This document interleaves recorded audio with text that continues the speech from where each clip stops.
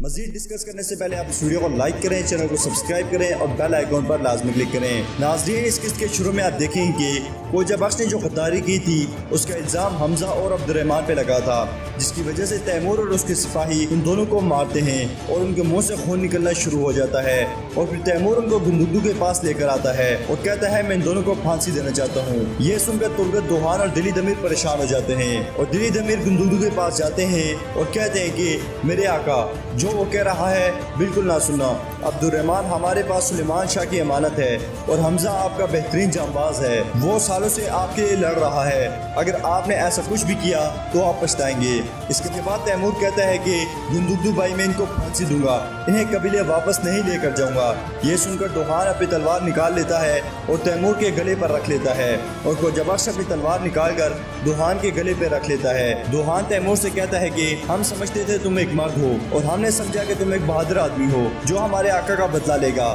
مگر تم بزدل آدمی ہو، بے وقوف اور ڈرپوک ہو۔ اس پر گندگدو دوحان سے کہتا ہے کہ کیا تم پاگل ہو گئے ہو؟ گندگدو کہتا ہے کہ کیا ہم اپنی تلوار ایک دوسرے پر اٹھائیں گے؟ یہ کیسے جام بازو کا دستہ ہے، یہ کیسی جنگ ہے؟ اور پھر تیمور دوحان کے بازو پکڑ کر پیچھے کرتا ہے اور کوجا بخش کو بھی اپنی تلوار ہٹانے کا اشارہ کرتا ہے۔ کوجا بخش تلوار ہٹا لیتا ہے اور جو ہی دوحان آگے چلنے لگا ہوتا ہے تو کوجا بخش اس کو پیچھے سے دھکا دیتا ہے۔ اس پر دوحان کوجا بخش پہ حملہ کر دیتا ہے۔ اسی دوران ترگت اپنا کلہاڑا الٹی سائڈ سے اپنے پاس کھڑے تیمور کے سپاہی کو مارتا ہے اور دلی دمیر تیمور کے تیسرے سپاہی پہ حملہ کر دیتے ہیں۔ دوحان کوجا بخش کو گرا لیتا ہے اور اس کو تلوار سے مارنے لگا ہوتا ہے، مگر یہ لڑائی دیکھ کر گندگدو کو بہت غصہ آتا ہے اور وہ زور سے کہتا ہے اللہ کا واسطہ ہے رک جاؤ، بس کرو، جس پر وہ سب رک جاتے ہیں۔ اور گندگدو کہتا ہے کہ تیمور اس دستے کا نگران ہے، جو کہے گا وہی حکم ہے، اور پھر گندگدو وہاں سے تھوڑا دور جا کر کھڑا ہو جاتا ہے اور دوحان، ترگت اور دلی دمیر بہت دکھی اور غمگین ہو جاتے ہیں۔ ناظرین، دوسری طرف آپ دیکھیں کہ کائی قبیلے کی خواتین درگا قبیلے کی خواتین کے ساتھ مل کر کام کر رہی ہیں۔ اسی دوران وہاں دو خواتین کی آپس میں لڑائی ہو جاتی ہے،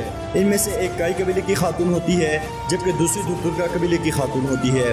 اسی دوران وہاں سردار خوشنود کی سازشی بیوی عالیہ آتی ہے اور کائی قبیلے کی خاتون کو کہتی ہے کہ تم لوگوں کو ہمارے قبیلے کی خواتین کا حکم ماننا ہے کیونکہ تم مہاجر ہو اور یہ یہاں مستقل ہیں، اگر تم یہ بات بھول گئے ہو تو میں تمہیں یاد کراؤں گی۔ عالیہ کی یہ دھمکی سن کر سجار خاتون اس کے پاس آتی ہیں اور کہتی ہیں کہ عالیہ خاتون کس کو کیا یاد کرواؤ گی؟ جس پر عالیہ خاتون کہتی ہیں کہ میں ان کو یہ یاد کرواؤں گی کہ وہ کون ہیں اور کہاں سے آئے ہیں، آخر ہیں تو یہ مہاجر۔ وہ کہتی ہے کہ کوئی بھی ہمارے قبیلے کی خواتین کی بے عزتی نہیں کر سکتا، جس پر سجار خاتون کہتی ہیں کہ ہم وہی کر رہی ہیں جو حائمہ خالہ نے ہمیں سکھایا ہے، اور تمہاری خواتین کو معلوم نہیں ہے کہ کام کیسے کیا جاتا ہے، اور کئی قبیلے کی خواتین یا تو کام پوری ایمانداری سے کرتی ہیں یا اس کام میں پڑتی نہیں، اس لیے تم سوچ لو اور سردار سے بھی پوچھ لو اور پھر ہمیں بتا دینا۔ اس کے بعد سجار خاتون اپنے قبیلے کی خواتین کو وہاں سے لے کر چلی جاتی ہیں۔ اسی دوران آپ دیکھیں کہ عالیہ خاتون سرداری خیمے میں جاتی ہیں اور وہاں کھڑے سپاہی سے پوچھتی ہیں کہ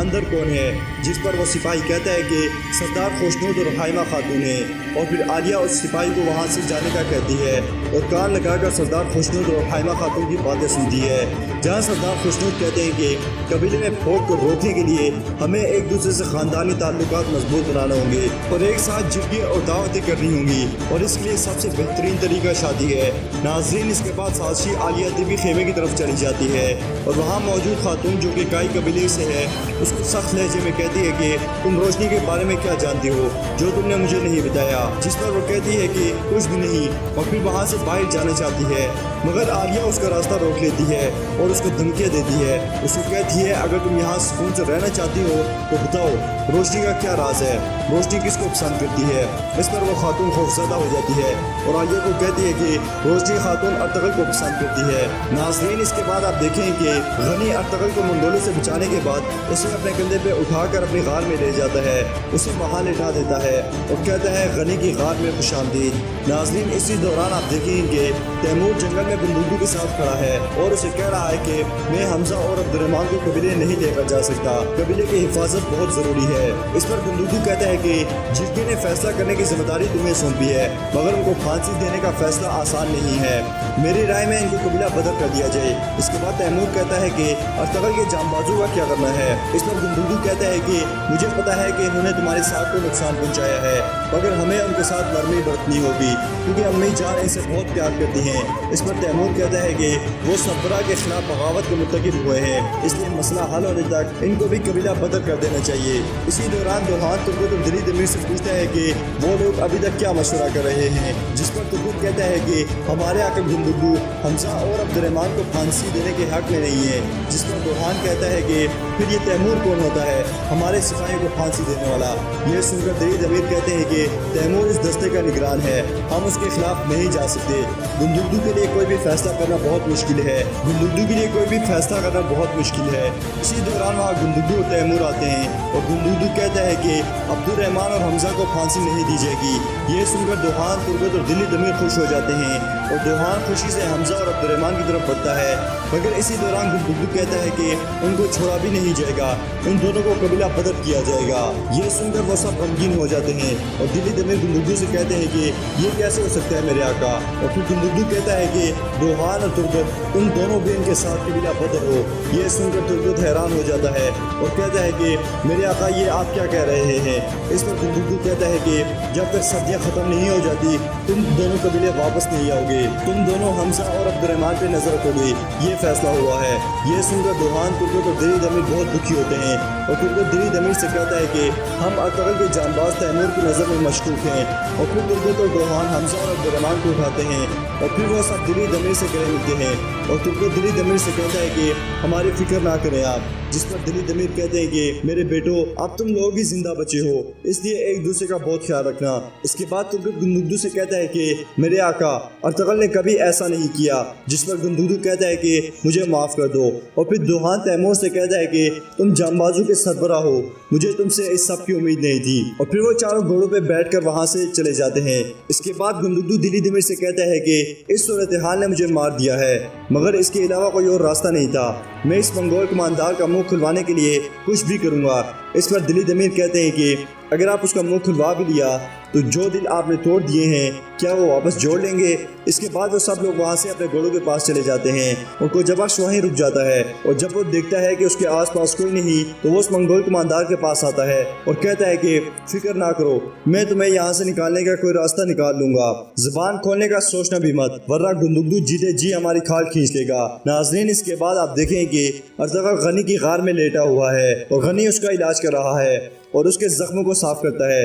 اسی دوران ارطغرل کو ہوش آتا ہے تو غنی اس کو کہتا ہے کہ آپ جاگ گئے ہیں، جس پر ارطغرل کہتا ہے کہ کیا تم مجھے جانتے ہو؟ اس پر وہ ارطغرل کو کہتا ہے کہ نویان کے کتے بھوکے بھیڑیوں کی طرح آپ کو جنگل میں تلاش کر رہے ہیں، اور پھر ارطغرل اس کو کہتا ہے کہ تم کون ہو؟ اس پر وہ شخص ارطغرل کو کہتا ہے کہ لوگ مجھے غنی کے نام سے پکارتے ہیں، جب سے ہوش سنبھالا ہے جنگل میں ہی رہتا ہوں، اور پھر وہ ارطغرل کے لیے کھانا لاتا ہے اور اس کو اپنے ہاتھوں سے کھلاتا ہے اور کہتا ہے کہ آپ بہت جلد ٹھیک ہو جائیں گے، اور پھر وہ ارطغرل سے پوچھتا ہے کہ نویان آپ سے کیا چاہتا ہے؟ اس نے آپ کو پکڑ لیا مگر قتل نہیں کیا، اس کا کوئی بہت بڑا مقصد ہے۔ غنی کی باتیں سن کر ارطغرل اس کو کہتا ہے کہ تم کافی کچھ جانتے ہو، جس پر غنی کہتا ہے کہ اگر لوگ رچھو بھیڑیوں پرندوں اور کیڑے مکوڑوں کے ساتھ رہیں تو ان کے کان اور آنکھیں بھی تیز ہو جاتی ہیں، اور پھر وہ ارطغرل کو کہتا ہے کہ یہ بات تو واضح ہے کہ نویان نے آپ سے جو چاہا آپ نے انکار کر دیا، اور پھر وہ ارطغرل کو کہتا ہے کہ اب آپ کو ہر قدم پھونک پھونک کے رکھنا ہوگا، اب آپ جس کو بھی چاہتے ہیں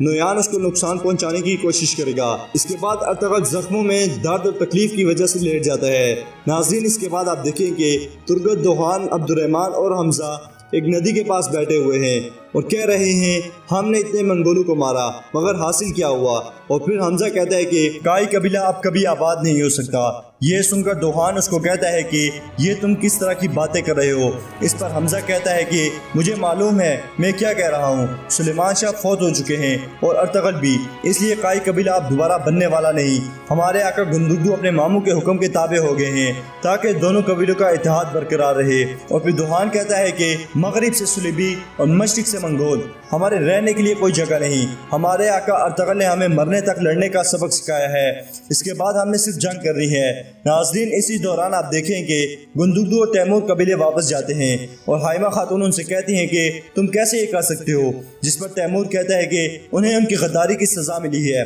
جس پر حائمہ خاتون کہتی ہیں کہ تیمور تم اگر اس طرح اکڑ کے فیصلے کرو گے تو تمہیں توڑنا بہت آسان ہوگا، تم ارطغرل کے جانبازوں کو کیسے قبیلہ بدر کر سکتے ہو؟ کیا میرے شیر دل بچوں کو الگ کرنا اتنا آسان ہے، وہ بہت عرصے سے ہمارے دشمنوں کو گھٹنے ٹیکنے پر مجبور کرتے رہے ہیں، اور پھر وہ ان کو غصے میں کہتی ہے کہ مجھے تم سے یہ امید نہیں تھی، اور وہاں سے چلی جاتی ہیں۔ اس کے بعد سردار خوشنود تیمور اور گندگدو سے کہتے ہیں کہ تم نے وہی کیا جو درست تھا، تم نے منگولوں کو سخت نقصان پہنچایا ہے، مجھے تم پر فخر ہے۔ ناظرین، اس قسم میں آپ ایک اور عام چیز دیکھیں کہ تنگوت ایک منگول سپاہی کو مار رہا ہے اور بہت پریشان ہے، اور کہتا ہے لعنت ہو، نویان غصے سے پاگل ہو جائے گا، ارطغرل فرار ہو گیا ہے اور حملہ بھی ناکام ہو گیا ہے۔ اور پھر باچو کہتا ہے کہ نویان اس غلطی کی باری قیمت وصول کرے گا کیونکہ ہم نے سب برباد کر دیا۔ یہ سن کر تنگوت اور بھی زیادہ خوفزدہ ہو جاتا ہے۔ تو ناظرین، آج کی ویڈیو میں بس اتنا ہی۔